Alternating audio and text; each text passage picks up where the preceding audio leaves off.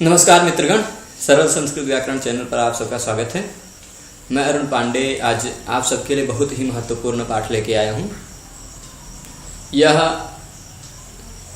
कई विश्वविद्यालयों में शास्त्रीय कक्षा में पाठ्यक्रम में भी है और बहुत ही काम आता है। मैंने ऐसा सोचा है कि प्रायः 10 गण की प्रमुख धातुओं के 10 लकारों के रूप में बताऊंगा इस उपक्रम में। यह नूतन उपक्रम है। इससे पहले मैं अष्टाध्यायी और व्याकरण के कुछ विषयों को पढ़ाता था। यह विषय बहुत ही नया है और सभी के जानने योग्य है और बहुत सरलता से मैंने इसको तैयार किया है। आप सबको पढ़ने में बहुत ही आनंद आएगा। आप इसके लिए निश्चिंत रहें, हर एक रूप आप सबको पूरी तरह से समझ में आएगा। तो इसमें सबसे पहले ये हम जान जाएं कि जो व्याकरण शास्त्र है, व्याकरण शास्त्र शब्द व्युत्पत्ति का शास्त्र है। व्याकरण शास्त्र में आपको क्या प्राप्त होता है? व्याकरण शास्त्र के अध्ययन से शब्दों की व्युत्पत्ति प्राप्त होती है।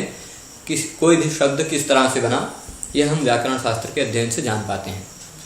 शब्द व्युत्पत्ति के लिए व्याकरण क्या करता है? व्याकरण प्रकृति और प्रत्यय की कल्पना करता है कि कोई भी शब्द है, उसमें प्रकृति क्या है और प्रत्यय क्या है।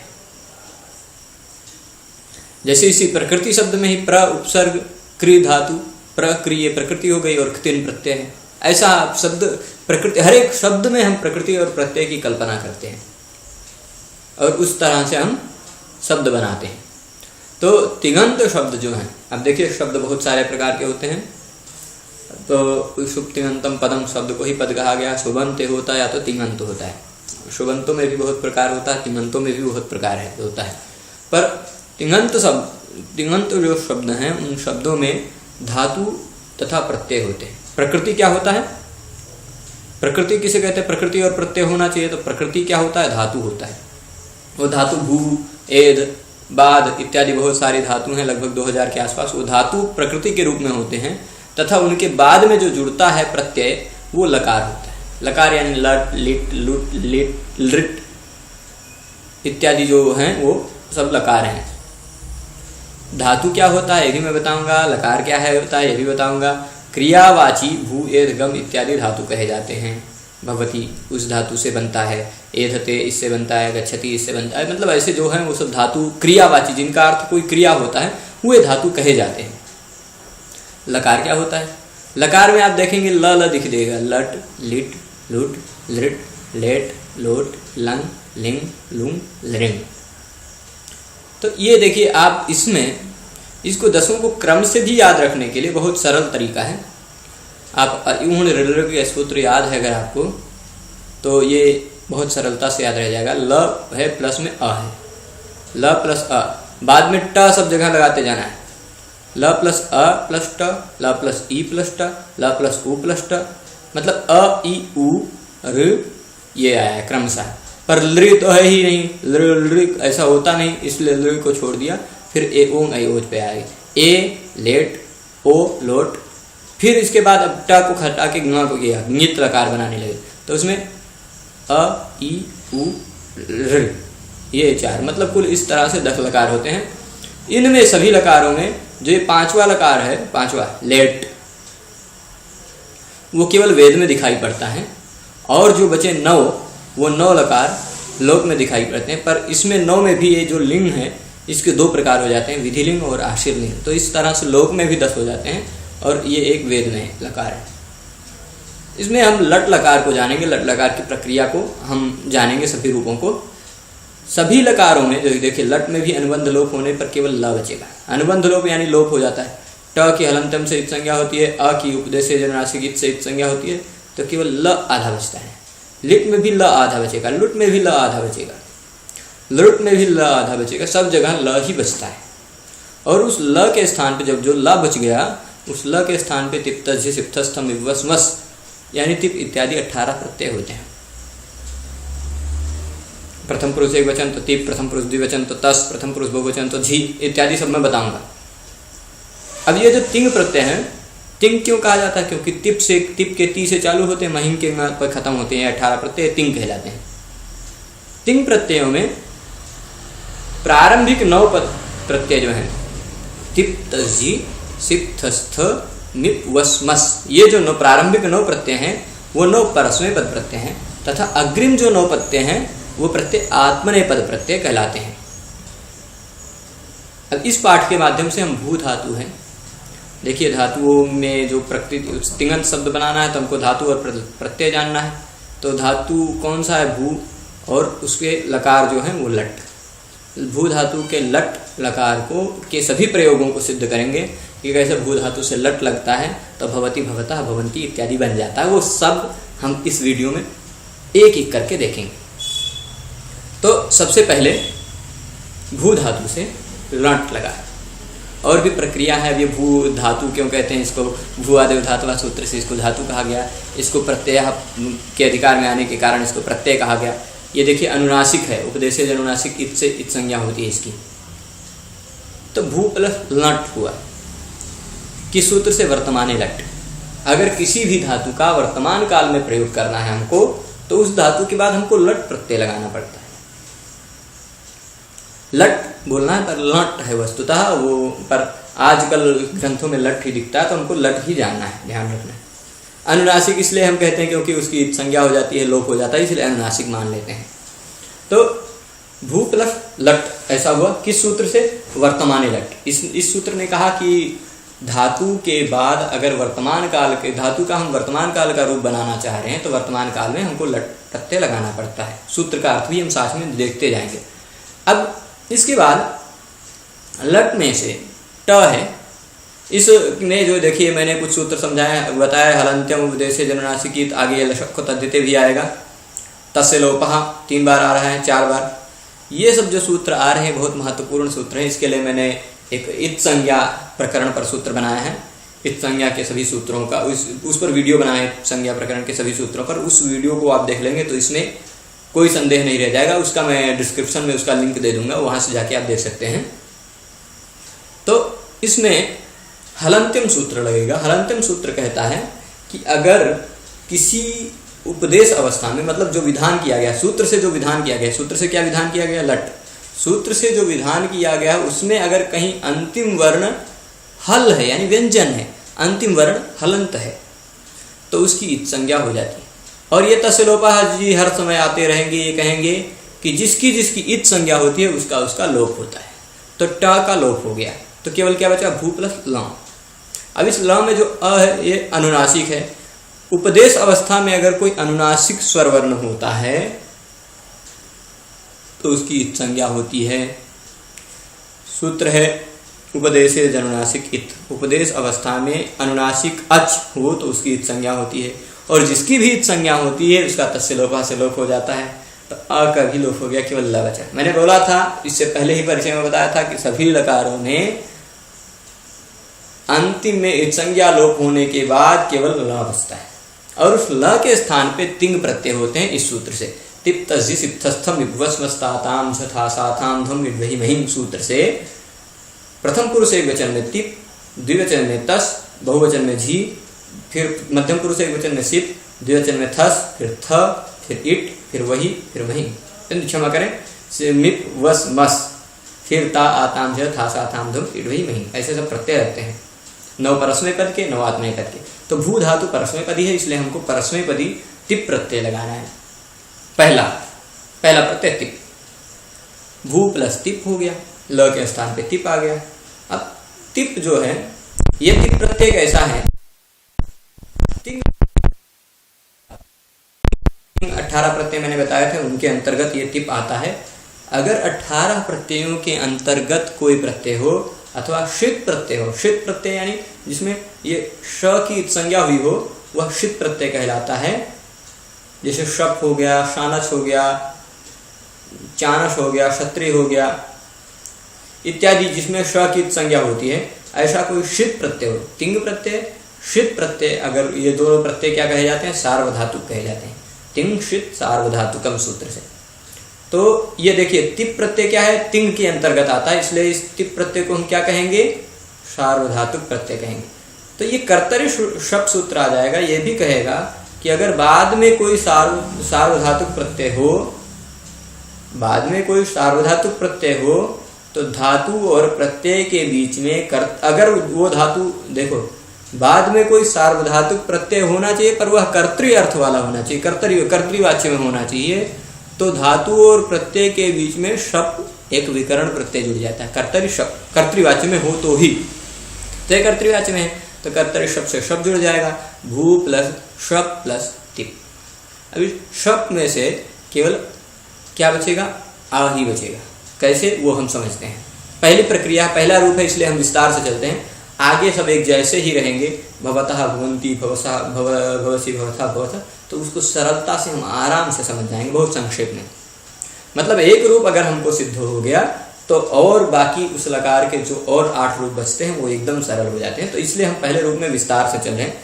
तो कर्तरी शब्द ने कहा कि कर्तृवाच्य में अगर उसके कर्तृवाच्य हो और धातु के तुरंत बाद अगर सार्वधातुक प्रत्यय हो तो शप प्रत्यय होता है मध्य में। शप प्रत्यय जुड़ गया, विकरण प्रत्यय। शप में से अब देखिए किसी भी प्रत्यय का पहला वर्ण श हो अथवा ल हो अथवा कवर्ग हो, कख ग घ ङ, प्रत्यय का पहला वर्ण हो, क्या ल श अथवा कु यानी कवर्ग कख ग घ ङ, और वह प्रत्यय तद्धित से भिन्न वाला प्रत्यय हो। तो हाँ, यह तद्धित से भिन्न वाला प्रत्यय भी है और इसका पहला वर्ण श है, तो उसकी इत संज्ञा हो जाती है शक का तद्धित सूत्र से। इत संज्ञा हो गई तो ये श इसको इत कहा जाएगा। और ये इसमें जो प है, इस प ठीक है, अभी केवल श को ही ले चलते हैं। और जिसकी भी इत संज्ञा होती है उसका तस्य लोपा से लोप हो जाता है। तो श का लोप हो गया, श में से आ बचा और प, तो भू प्लस अप प्लस ती। इसके बाद क्या होता है आप देखेंगे तो अप में देखिए, शप में उपदेश अवस्था में जैसे हलंतम था, सूत्र के द्वारा जो विधान किया गया शप, उसमें अगर अंतिम वर्ण हल हो यानी व्यंजन हो तो उसकी हलंतम से संज्ञा होती है और तस्य लोपा से लोप हो जाता है। तो प का भी लोप हो गया, भू प्लस अ प्लस टिप।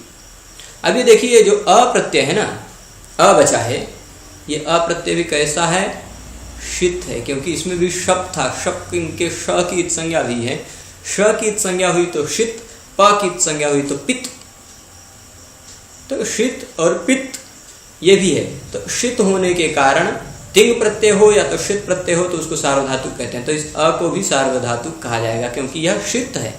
तिप को सार्वधातुक कहा जाएगा क्योंकि यह तिंग है। तो यह शित होने के कारण सार्वधातुक है। और सार्वधातुक होता है अगर कोई भी प्रत्यय सार्वधातुक प्रत्यय बाद में है और उसके सार्वधातुक प्रत्यय के तुरंत पहले जो धातु है उस धातु का अंतिम वर्ण ई उ ऋ हो तो उसके स्थान पे गुण हो जाता है।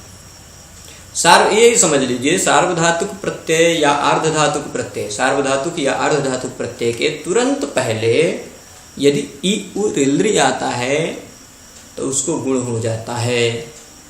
तो क्या हो जाएगा, मैं अंग इत्यादि नहीं बताऊंगा यहाँ, ऐसा इगंत अंग होना चाहिए सब नहीं बताऊंगा, पर ये समझिए केवल सार्वधातुक प्रत्यय या अर्धधातुक प्रत्यय के तुरंत पहले ई उ ऋ आता है तो उसको गुण हो जाता है। तो ये सार्वधातुक प्रत्यय के तुरंत पहले उ आ रहा है उसको गुण हो जाएगा। गुण यानी ए अ ए ओ इन तीनों में से कोई आ जाएगा तो उ के स्थान पे गुण होगा तो ओ हो जाएगा। तो भो अ टी, ऐसी स्थिति बची। अब यहाँ पर देखिए, एक अगर संधि प्रकरण पढ़ा है तो हमको ये सूत्र पता होगा, एचो यवायावा। एचो यवायावा सूत्र कहता है ए ओ आई औ के तुरंत बाद, ए ओ आई औ इन 4 वर्णों के तुरंत बाद यदि कोई भी स्वर आता है तो ए ओ आई औ के स्थान पर क्रमशः अय अव आय आव हो जाता है। यानी ए के स्थान पे अय, ओ के स्थान पे अव, आई के स्थान पे आय, ओ औ के स्थान पे आव होता है। तो ये भो में ओ है, उसके स्थान पे क्या हो जाएगा, अव। तो ओ हट गया तो भ आधा हो गया, उसमें अव जुड़ गया तो भव हो गया, भव अ ती। आप जोड़ेंगे तो ये आ इसमें चला गया, भव और ये ती, भवती बन गया। इस तरह भू धातु के लट लकार के प्रथम पुरुष एकवचन में इस तरह की प्रक्रिया चला के भवती बन गया। इसमें कुछ सूत्रों को मैंने स्किप किया है, जाने दिया है, उतना महत्वपूर्ण न समझ के। हाँ, हालांकि अगर किसी को कोई इसमें प्रश्न होगा तो अंत में या कमेंट में पूछ सकते हैं, विस्तार से उस पर फिर से वीडियो बना दिया जाएगा। पर मुझे ये संक्षेप में भी चलना है और जल्दी से जल्दी समझाना भी है। तो अगला भवतः द्विवचन का रूप देखिए, 9 प्रत्यय होते हैं प्रश्न पद में। तो भवती भवतः भवंती, भवसी भवतः भवथ, भवामी भवावह भवामः, ये बनता है। तो मैंने लट में देखिए पहले ट की संज्ञा की थी, फिर आ की संज्ञा की थी, केवल ल बचा था। ये सब मैंने इसमें स्किप कर दिया इस उदाहरण में। इससे पहले वाले उदाहरण में आप देखेंगे तो लट में से पहले ट की संज्ञा की, ट का लोप किया, फिर आ की संज्ञा की, उसका भी लोप किया, केवल ल बचा, फिर उसके जगह पे तिप किया। तो इतना सब जगह होगा, पर इस जो लट का ल बचेगा उसी के स्थान पे तिप्तजी सिप्तस्थ आएगा। मैंने अगली बार ये सब स्किप किया, डायरेक्ट लट के स्थान पे, पर प्रक्रिया वैसे ही चली कि मैं संक्षेप में समझाने के लिए, सरलता करने के लिए बता दिया हूँ। लट में ल बचा, उसके जगह पे उसी तरह तिप्तजी सिप्तस्थम विभुवस्म सूत्र से तस प्रत्यय हो गया। तो भू प्लस तस ऐसी स्थिति आई। अब यहाँ भी ये तस प्रत्यय क्या है, तिंसित सार्वधातुकम सूत्र कहेगा। तिंग के अंतर्गत आता है, 18 प्रत्यय तिंग है तो सार्वधातुक कहे जाएंगे। और अगर सार्वधातुक प्रत्यय हो धातु के तुरंत बाद, तो धातु और सार्वधातुक प्रत्यय के बीच में एक शप प्रत्यय आ जाता है कर्तृवाच्य में, तो हाँ शप जुड़ जाएगा, तो भू शप तस, भू शप तस ऐसी स्थिति होगी। शप में से उसी तरह फिर प की हलंत्यम से संज्ञा होगी, श के लशक तद्धिते से संज्ञा होगी, और दोनों का श और प का दोनों का लोप हो जाएगा तस्य लोप से, तो अ केवल बचा, भू अ तस। अब यहाँ देखिए एक प्रश्न होना चाहिए कि तस है, यहाँ तस जिस सूत्र से तस प्रत्यय हुआ है, तस में भी अंतिम वर्ण स है, हलंत्यम से इसकी भी संज्ञा होनी चाहिए, तस्लोप असलोप हो जाना चाहिए, पर नहीं होता। क्यों नहीं होता? एक सूत्र न विभक्त उत्स्माः, यानी विभक्ति में तू यानी तवर्ग, स और म, ये तीन वर्ण, ये 5 तवर्ग यानी तथा दधन, स और म, ये 7 वर्ण अगर आते हैं विभक्ति में अंतिम में, तो इनकी हलंत्यम से संज्ञा नहीं होती। तो ये देखिए विभक्ति क्या होता है, ये जान जाइए। विभक्ति यानी सु, औजस, अमौट, सस इत्यादि 21 प्रत्यय और तिप्त जी इत्यादि 18 प्रत्यय, यानी कुल 39 प्रत्ययों को विभक्ति कहा जाता है। ये जो विभक्ति प्रत्यय हैं, इनमें आने वाले तवर्ग, स और म की संज्ञा हलंत्यम से नहीं होती। ये न विभक्त उत्स्माः उसका निषेध कर देता है। तो स की संज्ञा नहीं हुई, स अंत में है, तो उसको क्या करेंगे, ससजुसो रु सूत्र से उसके जगह पर रू कर देंगे, रू आ गया, तो भू अ त स की जगह पे रू आ गया, तब रू हो गया। ससजुसो रू कहता है कि अंत में आने वाले स के स्थान पे और सजुस के स्थान पे रू हो जाता है। सजुस का श हो उसके स्थान पे, स के स्थान पे रू हो जाता है। तो अब तक रू हो गया। रू में से देखिए ऊ का उपदेश जन्मराशि की संज्ञा होगी, तस्लोप हो जाएगा, केवल र बचेगा, ये बात है। अब इस र के स्थान पे खरवसाने और विसर्जनीय सूत्र से विसर्ग हो जाएगा, तहा हो गया, तो रू के र के स्थान विसर्ग हो गया। सूत्र विराम, ये क्या कहता है, विरामोवसानम सूत्र भी लगेगा। ये कहता है कि वर्णों का अभाव है वह अवसान कहा जाता है। तो रू के र है, उसके तुरंत बाद कोई भी वर्ण नहीं है, वर्णों का अभाव है, वर्णों का विराम हो गया है, तो उस जो अभाव है, खाली जगह है, स्पेस है, उसको अवसान कहा जाता है। ये जो अवसान है, अवसान अगर बाद में हो अथवा खर बाद में हो, तो र के स्थान पे विसर्ग हो जाता है। ये सूत्र रहेगा। क्या खर होना चाहिए, खर यानी खप छठ चटत कप शश इतने वर्ण हो, और या फिर अवसान हो बाद में, तो रेप के स्थान पे यानी र के स्थान पे विसर्ग हो जाता है। तो विसर्ग हो गया, भू अ तः, इसी तरह की स्थिति बची। अब इसको भू को पूर्व की तरह जैसे पहले हमने किया था, ऋषभ प्रत्यय विषित होने के कारण सार्वधातुक है, क्योंकि इसमें श की संज्ञा हुई है, तो तिंशित सार्वधातुकम से सार्वधातुक है, और जो सार्वधातुक होता है वहां सार्वधातुक अर्धधातुक है, उससे उसके तुरंत पहले अगर ई उरी आता है तो उसको गुण हो जाता है, तो भो अ तस तः ऐसी स्थिति हुई। और फिर भो में जो ओ है एच आया से उसी तरह अब हो गया, तो भव अ तः जोड़ेंगे तो भवतः ऐसा रूप बन जाएगा। इसके बाद रूप है भू प्लस लट होगा, भवंती बनेगा। देखिए भू प्लस लट होगा, उसी तरह तजी सूत्र से तृतीय बहुवचन में, प्रथम पुरुष बहुवचन में झी प्रत्यय होगा, तो भू प्लस झी। और फिर उसके बाद कर्तरी शब्द से तिंसित सार्वधातुकम से झी, तिंग प्रत्यय इसलिए सार्वधातुक होगा, सार्वधातुक होगा तो कर्तरी शब्द से शप आ जाएगा, भू शक्ति झी। शप में से फिर उसी तरह पूर्ववत हलंत्यम और लसक तद्धिते से श और प की संज्ञा होकर तस्लोपा से लोप हो जाएगा, केवल अ बचेगा, भू अझी। फिर इसको तिंसित सार्वधातुकम से जो अप्रत्यय बचा है वो सार्वधातुक संज्ञा होने के कारण सार्वधातुक आधातुक से अंतिम में आने वाले उ के स्थान पे गुण होके ओ हो जाएगा। एचो यवायावा से उसी तरह अव हो जाएगा तो भव अ झी भव झी ऐसा लिखना। झोंता सूत्र कहता है कि झ के स्थान पे अंत हो जाता है, तो झी में जो झ है उसके स्थान पे अंत हो गया और ई बचा रह गया, ई इधर जुड़ गया तो अंति हो गया, अंति। झोंता सूत्र लगे, झी के स्थान पे अंत हो जाता है, झ के स्थान पे अंत होता तो झी के स्थान पे अंति हो जाता है, ये बात है। तो भव अ अंति। अब यहाँ भी अ है, यहाँ भी अ है। कुछ लोग अकस सवर्ण दीर्घा लगाना चाहेंगे, पर अतो गुण एक सूत्र है, वो कहता है ह्रस्व अवर्ण के बाद अगर गुण संज्ञक कोई वर्ण हो तो उसके पर रूप हो जाता है। पर रूप होता है यानी इन दोनों में से ये वाला बचेगा, पर वाला रूप बचेगा, ये वाला इसी में अंतर्भूत हो जाएगा। ये दोनों के स्थान पे केवल ये वाला बचेगा, पर रूप अतो गुण सूत्र से। तब भव अंति जोड़ेंगे तो भवंती बन जाएगा। इसके बाद चौथा है, थोड़ा शॉर्ट में इसको भी कर रहे हैं। लट में से ल की पहले टा की संज्ञा होगी, फिर आ की संज्ञा होगी, बचा गया ला। ला के स्थान पे तिप्त से मध्यम पुरुष एक वचन का शिप प्रत्यय होगा। शिप प्रत्यय होगा तो शिप में से सी बचेगा। फिर कर्तरी शब्द से किंचित सार्वधातुकम से शिप की सार्वधातु संज्ञा होगी और कर्तरी शब्द से शप प्रत्यय आएगा तो भू शप सित। शप में से फिर उसी तरह लक्षक को तद्धित से श की हलंतिम से प की संज्ञा होकर आ बचेगा, भू अ सी।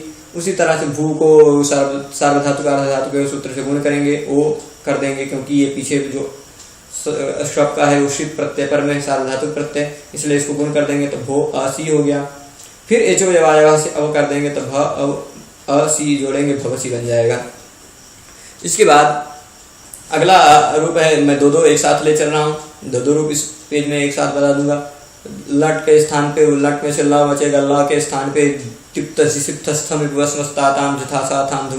सूत्र से थस प्रत्यय करेंगे या था प्रत्यय करेंगे। द्विवचन का थस, बहुवचन का था, दो प्रत्यय एक साथ कर दिया तो भू प्लस थस है अथवा भू प्लस था है, ऐसी स्थिति है। तो फिर उसी तरह करते शप से शप आएगा, सब जगह वही प्रक्रिया, भू शप थस अथवा भू शप था। फिर शप में से आ बचेगा भू अथस अथवा भू अथ, वही प्रक्रिया, वही सब सूत्र लग रहे हैं पुराने ही। फिर इसके बाद थर्ष में जो है, जैसे तस में स की जगह पे ससुर रूप से किया था, इसके स की संज्ञा नहीं हो पाई थी, न विभक्त तो तुस्माह ने रोक लिया था, उसी तरह थस में भी होगा, स की संज्ञा नहीं होगी और न विभक्त तो तुस्माह रोक लेगा, उस स के स्थान पे ससुर रू से रू हो जाएगा, रू में से रा बचेगा, थर हो गया। तो भू अथर अथवा भू अथ, ऐसी दो स्थितियां हुई। थर में खरवसान है विसर्जनीय से, क्योंकि उसके तुरंत बाद अवसान है, विराम है, वर्णों का अभाव है, विराम है, अवसान है, अवसान होने के कारण खरवसान है विसर्जनीय से विसर्ग हो जाएगा तो थ बन गया, भू अथ अथवा भू अथ। तो भू को फिर उसी तरह पूर्ववत गुण कर देंगे सार्वधातुक अर्धधातुक से, क्योंकि सार्वधातुक प्रत्यय षित प्रत्यय, सार्वधातुक प्रत्यय भू अब पीछे है, इसलिए भू को गुण होकर भो हो गया। एचो यावा सूत्र से अब हो गया, भ अव अथ जोड़ेंगे तो भवथा अथवा भ अव अथ जोड़ेंगे भवथ। ये मध्यम पुरुष के एक वो द्विवचन और बहुवचन का रूप बन गया। अब मिप प्रत्यय लगाएंगे हम, लट के में उसी तरह ला बचेगा, मिप प्रत्यय लगाएंगे तो भू प्लस मिप होगा। फिर कर्तव्य शब्द सूत्र से, क्योंकि ये सार्वधातुक प्रत्यय है, सार्वधातुक प्रत्यय पर में हो तो कर्तृवाची में शब्द प्रत्यय विकरण शब्द विकरण होता है, शप आ गया, भू शप मिप हो जाएगा। शप में से केवल अ बचेगा, भू अमिप हो जाएगा, मिप में से मी बचता है। हलंत्यम सूत्र से देखिए, शप में से हलंत्यम और लशक तद्धित से श और प की संज्ञा हुई, हलंतम से प की, लशक तद्धित से श की और तस् से लोपा से लोप हो गया। इन सब सूत्रों का अर्थ को समझना है तो मैंने जो डिस्क्रिप्शन में वीडियो डाला उसको भी आप देख सकते हैं। फिर उसके बाद भो अमी, इसको देखिए सार्वधातुक अर्धधातुक से गुण हो गया। क्यों? क्योंकि सार्वधातुक प्रत्यय षित सार्वधातुक प्रत्यय शप का श की संज्ञा हुई है, इसलिए षित सार्वधातुक प्रत्यय पर में है, तो इसलिए भू को गुण होकर भो हो गया। फिर एचो यवायावः सूत्र लगेगा, वो कहता है कि अगर एको अयो के तुरंत बाद कोई स्वर वर्ण हो तो उसको अव हो जाता है, ए ओ को अव हो जाता है, ए को अय हो जाता है, ऐ को आय हो जाता है और अव को आव हो जाता है। तो ओ के स्थान पे अव हो गया तो भ अव अमी जोड़ेंगे तो भवमी हो गया। फिर इसके अभी जोड़ना नहीं, इसमें जो अ है इसके लिए एक नया सूत्र ये लग रहा है, अतो दीर्घ यही। पूर्व के सभी सूत्र लग रहे हैं पर ये एक नया सूत्र लग रहा है, अतो दीर्घ यही। ये सूत्र कहता है जो अ है ह्रस्व अ, उसके तुरंत बाद प्रत्यय होना चाहिए यही, यानी ययादि प्रत्यय होना चाहिए। प्रत्यय का पहला वर्ण यही होना चाहिए, यही यानी यही प्रत्याहार में आप देखेंगे यवरल है वर्ड के या से चालू करके यावरल, फिर यामांगाना न झभ, इतने वर्ण हैं। इतने वर्णों से आरंभ होना चाहिए ऐसा कोई प्रत्यय। तो मिप प्रत्यय का पहला वर्ण यय में आता है, यामांगाना न। देखिए हयवरल के बाद यामांगाना में म आ जाता है। मिप प्रत्यय का पहला अक्षर यय है। अगर प्रत्यय का पहला अक्षर यय हो और उसके तुरंत पहले ह्रस्व अ हो तो उस ह्रस्व अ को दीर्घ हो जाता है, अतो दीर्घो यही सूत्र से। अतो मतलब ह्रस्व अ को दीर्घ हो जाता है कब? पीछे यय आदि प्रत्यय पर में हो तो उस ह्रस्व अ को दीर्घ हो गया तो भव आमी जोड़ेंगे, भवामी बन जाएगा। अगला प्रत्यय है वस। वस में भी उसी तरह भू लट, लट में से ला बचेगा, ला के स्थान पे तिप्त सूत्र से वस होगा। वस प्रत्यय में आप देखेंगे स की हलंतम से संज्ञा प्राप्त होगी, लेकिन न विभक्त तो उसमें रोक देगा स, क्योंकि विभक्ति है ये, और विभक्ति में तवर्ग स और म की संज्ञा नहीं होती। तो भू व और ऐसी बचेगा। कर्तरी शप से शप होगा, शप में से अ बचेगा। इसी तरह पूर्व के तरह सभी सूत्र लगे भू अ वस। फिर व स की जगह पे रू से रू होगा, र बचेगा, उसका उद्देश्य जन्मनासिक से संज्ञा होकर तस्लोप होके भू अ व र बचा। र के स्थान पे खर अवसान है, विसर्जनीय से विसर्ग होगा, क्योंकि उसके तुरंत बाद विराम है यानी अवसान है। विराम अवसान से अवसान संज्ञा होगी। यहाँ जो पीछे गैप है, स्पेस है, उसको अवसान संज्ञा होगी, और अवसान पर में है तो विसर्ग हो जाएगा। तो भू अ वह हो गया। भू को पहले की ही तरह सार्वधातुक अर्धधातुक से गुण हुआ, क्योंकि पीछे सार्वधातुक प्रत्यय बाद में है, पीछे यानी बाद में सार्वधातुक प्रत्यय है। भू अ वह हुआ, और फिर उसके बाद एचो या वह सूत्र लग जाएगा। कहेगा कि अगर पीछे स्वर वर्ण है यानी बाद में स्वर वर्ण है तो ओ के स्थान पे अब हो जाता है, तो भव अ वह। फिर अतो दीर्घ यही सूत्र से ये जो अ है उसको दीर्घ हो जाएगा। क्यों? क्योंकि प्रत्यय का पहला वर्ण यय है।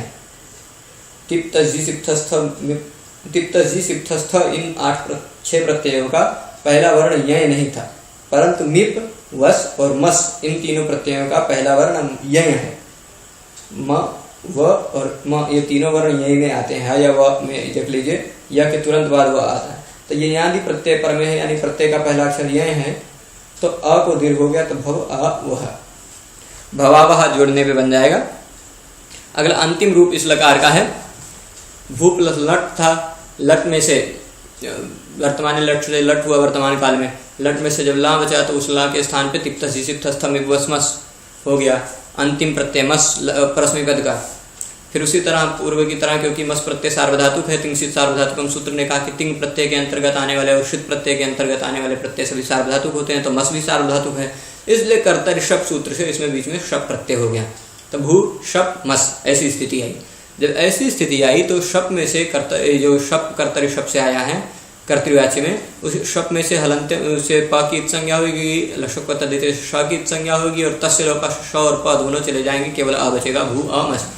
पहले तरह ही स कभी न विभक्त तो उसमें इत संज्ञा रोक लेगा, और रू उसके स्थान पर रू कर देगा। रू होने के बाद रू में से र केवल बचेगा, उद्देश्य जन्मनासिक से ऊ की संज्ञा होकर तस्लोप होकर जब केवल र बचेगा, तो र के तुरंत बाद अगर विराम आता है तो अथवा खर आता है तो खरवसाने और विसर्जनीय से विसर्ग हो जाता है, तो मह हो गया भू अमह। फिर उसी तरह भू को गुण होगा, क्योंकि षित सार्वधातुक प्रत्यय पर में है, सार्वधातुक अर्धधातुक सूत्र से गुण हो जाएगा। अगर अंतिम वर्ण ई उ रिलरी आता है सार्वधातुक प्रत्यय के तुरंत पहले, सार्वधातुक या अर्धधातुक प्रत्यय के तुरंत पहले ई उ रिलरी आता है तो उसको गुण हो जाता है, तो गुण हो जाएगा भो अ मह। फिर भो में एचो यवा से अब हो गया भव अ मह। फिर मह प्रत्यय का जो मस प्रत्यय का म है उसका भी पहला अक्षर यह है, तो दीर्घ यहीं से दीर्घ होकर आ हो गया भवा मह, ऐसा रूप बनेगा। तो अब संक्षेप में हम इसको देख लेते हैं।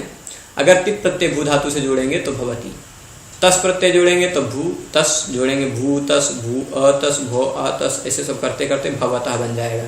झी प्रत्यय जोड़ेंगे तो झी से झी की जगह पे झ की जगह पे अंत हो जाएगा, झोंता सूत्र से, और उस झोंता सूत्र से जो अंत होता है ई उसमें जुड़ेगा तो अंति हो जाएगा। भू अंति भो अ अंति भवंती, ऐसे जोड़ देंगे। तो फिर सिप प्रत्यय जोड़ेंगे, सिप में से सी केवल जुड़ेगा भवसी।